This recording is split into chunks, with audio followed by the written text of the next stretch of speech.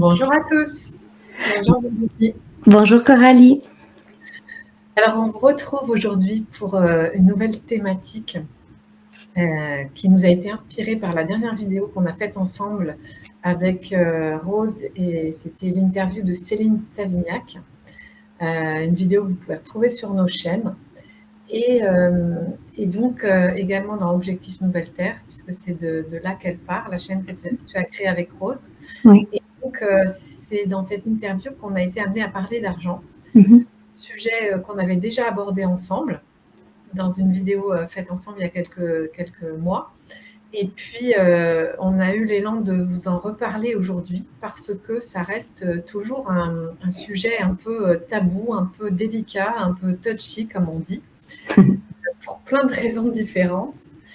Et en fait, moi aujourd'hui, j'avais envie de l'aborder sous un autre angle, c'est-à-dire que je remarque que ce qui intéresse les gens, en fin de compte, c'est toujours de savoir comment gagner beaucoup d'argent, comment gagner plus d'argent. Et moi-même, à un moment donné de ma vie, je m'amusais à jouer au loto. Donc, c'est ça qui intéresse l'humain, en fait, c'est d'avoir la sensation d'avoir plein, d'avoir l'abondance, et donc finalement une sensation de sécurité. Mhm. Et puis après, je me suis rendu compte que cette sécurité, bah, elle venait pas par l'argent et que je pouvais la trouver ailleurs, mais où? Je sais pas si ça t'inspire. Et comment toi tu vois la chose? Comment tu vas aborder le sujet cette fois-ci? Ben moi, j'avais envie de parler d'une illusion là, par rapport à l'argent dans laquelle je suis tombée. Mais juste avant, parce que c'était vraiment intéressant ce que tu disais, l'être humain, nécessairement, on a besoin d'être sécurisé et on a des besoins de base à remplir, donc se loger, se nourrir, se vêtir. Et pour ça, actuellement, dans notre monde, ben, on a besoin d'argent.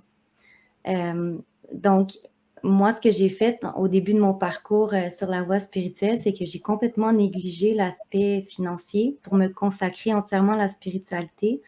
Mais j'ai vécu une grande, grande désillusion quand je me suis rendu compte que c'est bien beau la spiritualité, mais qu'est-ce qui paye mes factures concrètement parlant? Donc ça, c'est un piège, moi, que j'ai été explorer. Mais comme on disait dans notre dernière vidéo, je pense, il arrive rien pour rien. La vie, c'est des expériences. Donc cette expérience-là du manque d'argent, ça m'a permis de me rendre compte, en fait, de ce que je recherchais réellement. C'est, oui, la sécurité, mais ça passe par une connexion à qui l'on est vraiment. Donc la connexion à notre esprit, à notre conscience supérieure, c'est une fois que cette connexion-là, on va la rétablir, puis ça se fait de façon progressive, ben c'est là que la sécurité, je pense, va s'installer dans nos vies. Mmh. Ouais, c'est pour moi, j'en suis arrivée au même déroulement en fait, c'est-à-dire que comme j'ai fait, enfin moi j'ai jamais eu l'expérience de manquer d'argent ni d'être endettée, etc. Mhm. Mais j'ai fait l'expérience de la peur de manquer. OK.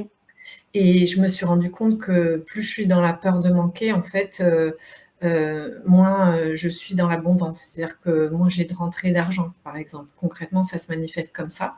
Oui. Alors que quand je m'autorise à utiliser l'argent sans méfiance, sans penser au manque, en fait, eh bien, c'est des moments où j'ai plus d'argent, j'ai plus de rentrées d'argent qui se font sans que je fasse plus de travail, sans que je fasse une action supplémentaire. Donc en fait, j'ai vu ça dans l'expérience, uniquement, par, l'observation, en fait. Oui. Et je parle même pas de loi d'attraction, de physique et d'énergie, et pourtant, bah, c'est quand même la conclusion à laquelle je suis arrivée. Et puis, bah, déjà, quand j'étais adolescente et après, j'ai pu constater aussi qu'en fait, les milliardaires qui sont connus dans le monde, ou même les artistes qui ont à la fois la gloire, la fortune, l'argent, enfin, qui possèdent beaucoup et qui sont à l'abri du besoin, je ça m'a surpris de voir à quel point ils n'étaient pas non plus forcément heureux, et puis que ça les exonérait pas d'avoir des problèmes comme tout le monde. Mhm. Et comme leur vie est exposée, on connaît aussi leurs problèmes, et on voit que chez les artistes, c'est beaucoup de problèmes, hein. Il y en a pas mal qui meurent de manière précoce, soit parce qu'ils plongent dans les drogues, les stupéfiants pour apaiser la peur, justement, la peur de perdre l'argent ou de perdre la gloire.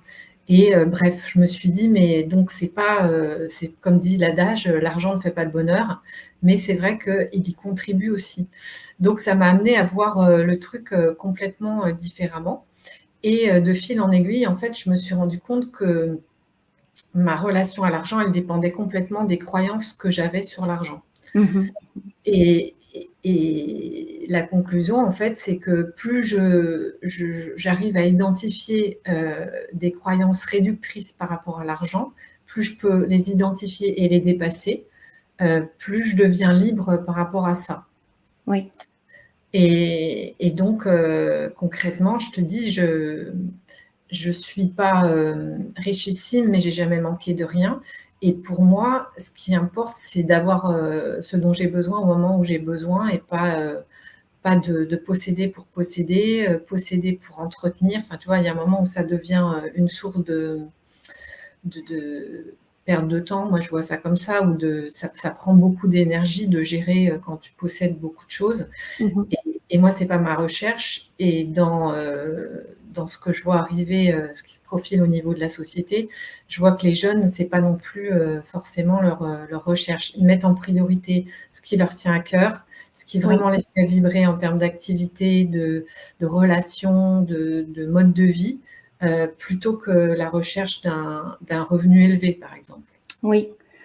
Mais en fait, ce que je pense par rapport à tout ça, c'est que quand il va au niveau du cœur ou de vraiment ce qui a de l'importance pour nous par rapport à une carrière ou à un métier hein, qu'on pourrait exercer, bien nécessairement, on va s'ouvrir d'une certaine manière à l'abondance quand justement on a défait nos fausses croyances, nos peurs, nos illusions, tout ça. Donc, ça va de pair parce que moi, justement, quand j'ai commencé à écrire mes livres, c'est vraiment quelque chose qui me tient à cœur. Tu le sais, j'adore faire ça. C'est ce qui me permet d'être en connexion avec moi. Mais l'abondance n'est pas arrivée comme je l'avais espéré parce qu'il y avait des croyances encore à aller identifier. Moi, ma croyance, des croyances très élevées par rapport à l'argent que j'avais, c'est ça doit venir avec beaucoup d'efforts. Ça fait vraiment partie de ma programmation. Puis je pense que ça peut parler à plusieurs. On pense qu'on doit faire tout un tas d'efforts. Et ce qui est arrivé parce que j'avais cette croyance-là, c'est que quand justement l'argent n'entrait pas par rapport à mes livres, oui, ça entrait, mais pas comme j'avais espéré, bien, je me suis dénigrée. Je dis, mais qu'est-ce que je fais de pas correct? Bon, je suis pas assez bien, je dois fournir plus d'efforts. C'est vraiment pas ça du tout, en fait, avec le temps que j'ai conscientisé. C'est qu'une fois que cette croyance-là, que la vie, c'est abondant, c'est un mouvement, c'est une fluidité. C'est vraiment à ce niveau-là qu'il faut s'ouvrir, qu'il faut faire les prises de conscience. Mmh. Et puis aussi, c'est de se dire par rapport à l'argent et le travail, qu'est-ce que j'ai envie de créer? On est venu ici pour créer, on est des êtres créateurs. Et je pense qu'on se pose cette question-là, au lieu de se dire qu'est-ce que je dois faire comme métier, qu'est-ce que j'ai envie de créer, qu'est-ce que j'ai envie d'offrir au monde. Là aussi, je pense que c'est une meilleure question à se poser qui va ouvrir les portes de l'abondance financière. Ouais, et donc, même avant ça, c'est qu'est-ce qui me fait vibrer? Qu'est-ce que j'aime faire? Puisque c'est à partir de là que je vais être inspirée pour créer. Ça va Exact, venir tout seul, quoi. exactement. Et Oui, chacun a des domaines, différents. Il y en a, c'est, la musique, d'autres c'est l'écriture, d'autres c'est, la nourriture, la cuisine, d'autres ça va être, la nature, des jardins ou enfin, il y a tout, tout. On tout. est tous, différents. Oui, Et alors moi, il y a un truc quand même qui me semble important d'aborder par rapport à nos croyances, limitantes, puisque comme toi, tu as dit, je pensais qu'il fallait, travailler dur. Moi, il y a cette croyance qui est très forte dans ma famille. En fait, il faut travailler dur pour réussir. Tu peux mm, rien avoir, gratuitement, il faut vraiment te défoncer, quoi. mm, Donc c'est des gens qui ont beaucoup d'énergie dans ma famille et qui sont très actifs. Et donc moi, j'ai été imprégnée par ça sans même m'en rendre compte. Et, c'est aussi une croyance culturelle, c'est-à-dire c'est pas que dans ma famille, c'est quelque chose qui est très largement répandu en Occident. Donc on peut avoir cette croyance sans même s'en rendre compte et s'échiner à la tâche alors que c'est pas nécessaire, quoi. C'est pas ça la priorité. La priorité pour moi, c'est vraiment de faire ce que j'aime et de faire ce qui me donne de la joie, ce qui me fait vibrer. Et il m'a fallu, j'ai changé de vie à 30 ans, quoi. J'ai arrêté d'être salariée. Je me suis rendu compte quand même à partir de 27 ans et j'ai mis 2 ans et demi, 3 ans à trouver d'autres solutions et à me faire confiance, m'autoriser à le faire. Donc en fait, la sécurité qu'on recherche au travers de l'argent, elle ne peut pas venir de l'argent lui-même parce que c'est quelque chose d'éphémère et qui circule. Ce n'est pas l'argent qui est le problème en soi, c'est juste un moyen d'échange. Mais elle peut venir que dans la découverte de qu'est-ce qui est sécure à l'intérieur de moi. Oui.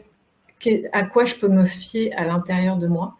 Et c'est là que j'ai vu que finalement, il n'y a que mon cœur qui m'emmène vers des choses qui réussissent, entre guillemets. Oui. Puisque quand je suis alignée à mon cœur, bah, je suis forcément dans quelque chose de juste et d'aligné, justement. Oui. Puisque c'est forcément des choses qui me correspondent et que je vais savoir faire. Et donc, si la sécurité, elle vient de moi, bah, je vais faire plein d'expériences qui vont me montrer toutes mes croyances limitantes par rapport à ça, c'est-à-dire ce qui m'empêche de le vivre. Et alors, quelle autre, si tu penses à une autre croyance limitante par rapport à l'argent? Oui, moi j'en avais une que j'ai identifiée récemment et ça touche un peu la notion que je parle des fois avec toi de service à autrui, de se tourner vers les autres, de mettre à profit justement nos dons, nos compétences, nos talents. Mais il y a un piège par rapport à cette philosophie dans laquelle je suis tombée, c'est que les services que j'offrais aux autres, je le faisais toujours gratuitement, donc j'exigeais ou je demandais jamais de compensation financière, mais je suis tombée complètement en déséquilibre parce que j'étais juste dans le donner. Et la fausse croyance, en fait, c'est que c'était pas nécessairement par rapport à l'argent, mais c'était par rapport à moi. Je m'accordais pas la valeur que je mérite. Donc, étant donné que je me dénigrais un peu, ben, j'offrais mon travail gratuitement, c'est ça, sans jamais avoir d'argent en retour. Et il est arrivé encore une fois des désillusions parce que je me disais, mais mes journées sont remplies. Justement, je suis tournée vers les autres, mais comment ça, en fin de journée, j'arrive pas à mettre de l'argent de côté parce que tout va dans les paiements de factures. Donc, ce genre de réflexion, de prise de conscience que j'ai fait. Donc, je pense que justement, quand on est tourné vers les autres, qu'on connaît notre valeur, on a identifié vraiment que ce qu'on apportait, on offrait une qualité, on offre une vibration au travers, que ce soit nos écrits, nos vidéos, etc. Il y a notre vibration qu'on va émettre, notre rayonnement. Donc ça a une valeur et on est en mesure de demander une compensation financière par rapport à tout ça. Mmh. Donc, Ouais, c'est sûr. oui. Oui, par rapport à sa valeur. Et ça aussi, c'est quelque chose qui fait partie des croyances limitantes et dont on n'est pas du tout conscient parce que moi, j'ai un peu le même truc. Et en fait, je me rends compte dans les gens qui viennent vers moi ou même au sein de ma famille, par exemple, il y a des enfants, des neveux et des nièces qui ont les mêmes parents et qui ont déjà pas le même comportement face à l'argent. J'ai un petit neveu notamment qui a que 16 ans. Bah, il a déjà de l'argent, c'est-à-dire qu'il a toujours trouvé des stages, des petits boulots d'été. Pour lui, c'est une espèce d'évidence là-dedans, alors Oui. que sa sœur aînée, elle vit pas du tout l'argent de la même façon. Donc, ce que je veux dire par là, c'est que pour découvrir ces croyances limitantes, il faut déjà se rendre compte de quoi on part, quoi. C'est-à-dire quelle est notre programmation par rapport à l'argent, par rapport à la valeur qu'on se donne. Oui. Et c'est pas seulement une question de, je veux dire, on peut recevoir exactement la même éducation et moi je vais interpréter que je n'en vaux pas la peine, alors que mon frère, lui, oui, tu vois? Oui, Donc oui. c'est quelque chose, on arrive avec ça en fait. C'est quelque chose à découvrir dans nos expériences, mais si on n'arrive pas à prendre conscience de notre capital de départ, on va avoir de la difficulté à découvrir ce qui nous empêche de recevoir, quoi. Oui. De recevoir de la vie, de pouvoir utiliser ce moyen d'échange qu'est l'argent. Oui. Et je pense que, parce que là, tu disais, on arrive avec cette programmation-là, avec différentes programmations, et pour moi, il y a quelque chose de l'ordre du karma au travers de tout ça. Moi, au niveau du karma, par rapport à l'argent, j'étais beaucoup dans le manque, et quand je regarde ma famille, c'est ça, je viens d'une famille, je vais dire un statut moyen, mais un peu vers le bas. Donc, mes parents manquaient d'argent, mes grands-parents manquaient d'argent. Donc, je pense qu'au niveau du karma familial, il y avait ça aussi à conscientiser. Et une fois que tu comprends que l'argent, c'est pas nécessairement important, mais on en a besoin dans ce monde-ci, pour moi, c'est ça la leçon karmique.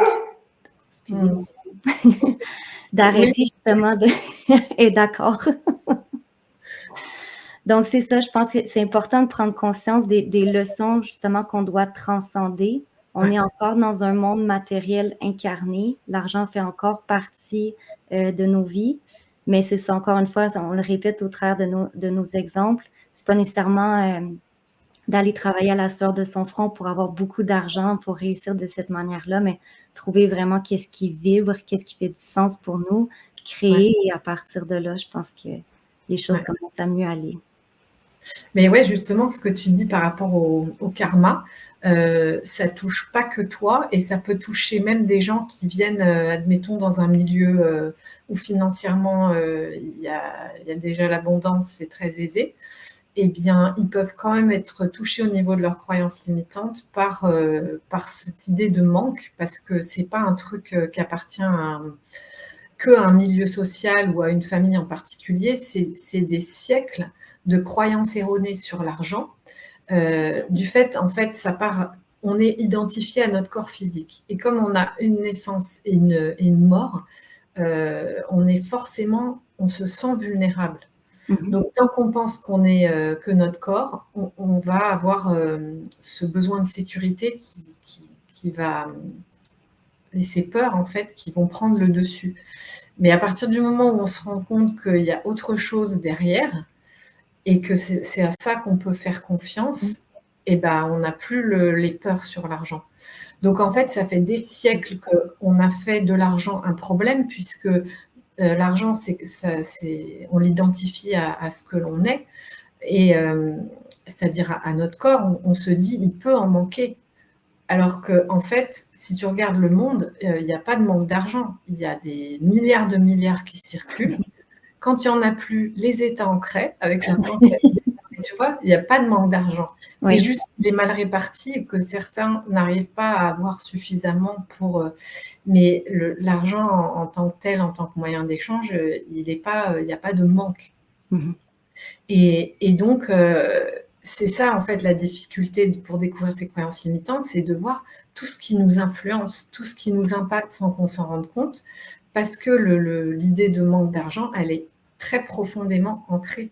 Oui. Et pour moi, tant qu'on n'arrive pas à découvrir qu'il y a autre chose que notre corps et ce qu'on croit être, ce qui est visible de nous, notre apparence, on peut pas s'en sortir vraiment, quoi. Parce qu'on peut pas s'appuyer sur quelque chose de sûr. On peut pas trouver notre sécurité intérieure.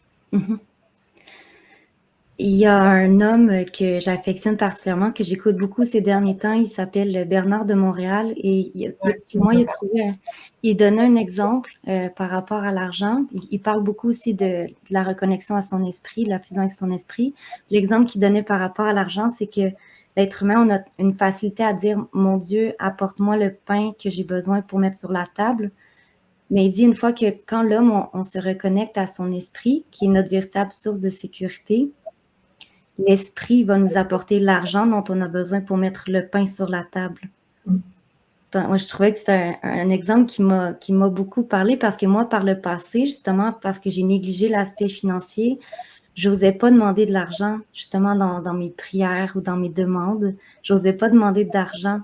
Mais oui, on est en mesure de demander de l'argent, et c'est qui va nous l'apporter, justement? C'est l'esprit. Puis là, c'est là que les possibilités s'ouvrent. On en a parlé, je pense, dans notre dernière vidéo, mais on disait souvent, on va s'attendre à recevoir de l'argent d'un certain moyen, mais la vie va nous surprendre et elle va nous l'apporter d'un moyen qu'on n'avait pas du tout pensé.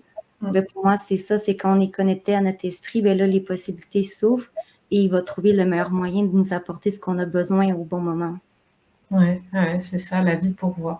Mais tu vois, moi, c'est quelque chose que j'ai découvert il y a pas mal d'années et pourtant, y accéder a été un problème parce que je viens d'une famille, mes grands-parents paternels et maternels ont connu la Seconde Guerre mondiale, donc ils ont connu la peur au ventre, tu vois, à la Oui, fois de mourir, mais de manquer. oui. Et ils ont connu l'époque avec les tickets de rationnement, etc. Donc ça, je sens que c'est quand même bien ancré dans ma famille, bien qu'il n'y ait pas de problème d'argent à proprement parler. Il y en a Mhm. toujours eu, mais le manque est vraiment très fort. Donc c'est comme si c'était un conditionnement qui allait au-delà de l'idée de la vie pourvoit, l'abondance est là, il n'y a pas de manque à proprement parler d'argent. Et la difficulté, c'est de dépasser le truc pour moi, parce que c'est d'arriver à vivre des expériences qui vont me prouver l'inverse, en fait. Mm. À créer ces expériences et à les vivre. Et en fait, c'est uniquement ça se fait je vois que ça se fait par petits pas, quoi. C'est un pas après l'autre, une expérience après l'autre. Plus ma conscience, elle évolue par rapport à ça, plus je crée des expériences qui sont différentes et qui me prouvent que c'est Oui, possible. C'est oui, pas quelque chose que je peux décider avec ma tête, en fait. C'est juste ma conscience qui s'ouvre et après, c'est les expériences qui viennent. Mais il y a tellement d'exemples comme ça, si tu veux, par exemple, mes parents ont été divorcés et je sais pas si, bah non, si tu n'as pas vu, mais quand tu as des parents divorcés, tu as des beaux-parents. Et pour tes beaux-parents, tu peux être une source de problèmes au niveau financier. Enfin, moi je l'ai vécu comme ça, je suis devenue un problème financier parce que, ok, on a divorcé, mais qui prend en charge les enfants, quoi, tu vois, c'était un oui, truc. Et puis la pension, et si pas de pension, et machin. Et oui, donc, dans ma génération, il y en a plein qui connaissent ça, et dans celle d'après, il y en a encore plus. Mais chacun va le vivre différemment. Mais tu vois, ça aussi, c'est une autre empreinte. Ça va créer d'autres oui, croyances qui font que bah, je ne me donne pas de valeur parce que finalement, on m'a appris que j'en avais pas, que le souci, c'était pas moi, c'était ce que je représentais financièrement, quoi, tu vois. oui, oui, Et donc, tout ça à démêler, bah, ça prend beaucoup de temps. oui, Pour revenir à ce que tu disais aussi par rapport au fait que tu ne demandais pas d'argent pour ce que tu proposais comme service. Moi, ce que j'observe, c'est que justement, la génération qui arrive, ils sont dans le coworking, co-living, covoiturage, co-partage, tu vois. Et dans co, il y a cœur. Donc, c'est plus forcément un échange avec de l'argent. C'est un échange de compétences, de relations, de réseaux, oui, euh, d'actions, de services. oui, Donc, moi, je ne sais pas si l'argent va disparaître, mais en tout cas, il y a de plus en plus de cœur. C'est-à-dire, je donne de moi finalement. oui, Euh, je donne. Et moi, ça résonne parce que j'ai toujours eu un problème pour, euh, pour donner de la valeur numéraire, argent, à quelque chose qui ne s'achète pas, qui est l'esprit, tu disais tout à l'heure, tu vois. oui. Donc, j'ai bien étudié la chose, au-delà de la valeur que je me donne ou pas. Euh, il y a des choses que je ne peux pas, comment dire, échanger avec de l'argent. Oui, Tu oui, je vois ce que comprends. je veux dire en termes de contenu, Oui, au niveau d'un service ou du temps que je vais consacrer ou de quelque chose que je vais créer, ok, mais pas dans le fait de vendre quelque chose qui est invendable, quoi. Il n'y a rien à oui. vendre, c'est ce qu'on est. Oui, c'est ça. Je comprends ce que tu veux dire. Des fois, c'est dur de mettre un prix Ouais. sur, oui, c'est ça, sur un travail qu'on offre ou, ouais, moi aussi, j'avais créé une formation, ça fait longtemps de ça, puis j'avais consacré plusieurs heures. Je dis: «Mais je mets ça à quel prix?» Mais moi, ce que je constate beaucoup, là, tu parlais de la nouvelle génération et aussi sur les chaînes YouTube, ce que je constate, c'est qu'il y a beaucoup de gens qui vont mettre le lien PayPal pour les dons. Moi, je viens de le mettre sur ma chaîne, j'ai vu toi aussi. Puis, en fait, ce que ça dit, c'est on offre quelque chose, en fait, on le fait avec le cœur. Et puis, c'est pas tout le monde qui a les mêmes moyens financiers. Mm. Donc, si jamais l'élan est là, si vous avez les moyens, bien, vous pouvez offrir ce que vous voulez. Moi, ça, je trouve que justement, quand on parle du nouveau monde, c'est un peu de cette manière-là qu'on va procéder. Au lieu d'avoir des prix fixes, Mm. c'est qu'est-ce que là tu ressens que tu as envie de donner selon les moyens que tu as à ce moment-là. Je trouve que c'est une meilleure façon de Ouais. fonctionner. Moi, c'est ça qui me semble le plus juste aussi. Et peu importe, je dirais, le montant, ouais, c'est vraiment le geste, la contribution. Oui, Et en fait, ça change la dynamique de l'énergie aussi. Tu vois? oui, Parce que ça crée de la circulation, en fait. oui, Et il y a un vrai échange, même si c'est pas beaucoup en quantité, il y a l'échange qui est là. Et c'est ça qui oui, importe, parce que finalement, l'argent n'est qu'une manifestation avec des pièces et du papier pour manifester l'échange. Mais l'échange, il peut se faire de tellement d'autres façons différentes. Et moi, dans ce nouveau monde, je pense que tout ce que les jeunes là sont en train de concrétiser, c'est ça qui va se développer. oui, Il y a moins d'argent, forcément, quand tu es en co-living, co-working, co-partage, tu as besoin de moins d'argent. Donc là, c'est un premier pas. Mais il oui, y a l'échange, il y a la circulation, il y a les rencontres, il y a toute cette émulsion, cette dynamique, cette énergie vitale qui circule. oui, Et c'est important qu'on passe par là parce qu'encore une fois, c'est quelque chose dont on fait l'expérience, donc on se rend compte que ça fonctionne. Et puis c'est comme ça qu'on peut se défaire aussi de nos croyances limitantes au niveau collectif plus rapidement. Enfin, moi, oui. c'est l'impression que ça me donne, mais bon. Oui, oui, ça me fait penser là, à ce que Céline disait. Tu lui avais posé la question parce qu'elle nous expliquait qu'elle avait des économies. Mais si tu avais moins d'économies, qu'est-ce que tu ferais? Puis elle a quand même dit, je me tournerais vers l'autre et je donnerais. Ouais. Donc, donc c'est ça en fait, c'est que quand tu donnes, même pour moi, pour avoir expérimenté le manque, j'ai toujours fait des dons. Justement, je suis des personnes sur YouTube et quand je le ressens, mais je fais des dons. Mais ça, même si je suis dans un manque ou une période financière plus difficile, ça prouve que j'ai confiance que la vie, c'est de l'abondance. Mm.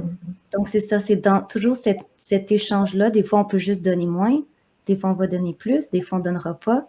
Mais Mm. cette fluidité-là, c'est ça, je pense que c'est ce qui est important, c'est ce qui est en train d'émerger aussi par Ouais. rapport à toute cette Ouais. jeunesse-là qui est en train de prendre le relais. Ouais. Ouais, moi, je suis vraiment étonnée de la façon dont ils sont désintéressés par l'argent et qu'ils savent aller vers leurs priorités, c'est-à-dire ce qui les anime vraiment à Oui, l'intérieur. oui, Et il y a autre chose aussi qui nous conditionne, enfin qui nous conditionnait, puisque c'est moins vrai maintenant, mais euh, toi comme moi, on a des personnalités, on a une façon d'être, on est plus tourné vers la spiritualité parce qu'on a une hypersensibilité qui nous fait ressentir ce qui n'est pas visible avec les yeux, alors qu'il y a des gens qui vont être plus orientés vers ce qui est vraiment matériel, concret, qui ont besoin de tangible, qui ont besoin oui, de fabriquer et de ressentir les choses dans leur corps. Nous aussi, mais à un niveau plus subtil. Donc déjà, tu as un peu comme deux catégories de gens qui ont un accès différent à cette énergie et oui, donc une vision différente. Donc ça, bah, c'est encore une programmation malgré nous parce qu'on arrive, on est forcément plus ou moins l'un ou l'autre oui, et ça nous influence aussi beaucoup. Et en oui, général, les gens qui sont tournés vers la spiritualité ont plus de problèmes à vivre l'abondance parce que l'argent circule, alors que pour les matérialistes, ça va être très facile, mais eux, ils auront beaucoup plus de difficultés à aller vers ce qui est spirituel et donc plus subtil, donc accéder à l'esprit en eux. oui, exact. Encore une fois, bah, c'est un équilibre à trouver et on se complète là-dedans puisque nous, Oui, on partage ce qu'on a à partager dans ce domaine et puis bah, voilà, chacun fait ce qu'il peut en fait, hein, ce qu'il a à donner, ce qu'il a à partager. voilà. Oui, c'est ça. C'est à chacun ses expériences, qu'on soit plus axé matériel, spirituel. Encore une fois, je pense que c'est ça. Trouver l'harmonie au travers de tout ça, puis ça passe avec une connexion à qui l'on est vraiment, non pas nécessairement avec de l'argent. L'argent, c'est le bonus, je vais dire. Ouais, exactement. Oui, Ouais, c'est la cerise c'est sur la le cerise gâteau. sur le sundae. Bon, ben écoute, ça fait une trentaine de minutes qu'on est ensemble. Est-ce que tu aurais autre chose à ajouter pour terminer? Non, je crois pas. On a dit beaucoup de choses. Moi, ce qui m'intéresse, c'est de connaître bah, vos retours à ceux Oui, qui nous suivez, comment vous le vivez, et puis si vous avez d'autres questions par rapport à ça, pour qu'on puisse continuer à développer, donner d'autres exemples, oui. pour que chacun y voit plus clair. Oui, voilà. Donc, on se retrouve la semaine prochaine avec une nouvelle thématique. Ça marche. Ça marche? Une bonne fin de journée à tous, et puis bah, à très vite de vous lire dans l'espace des commentaires. À très vite. Merci à toi, Coralie. Ce fut encore une fois délicieux. Ouais, merci Virginie.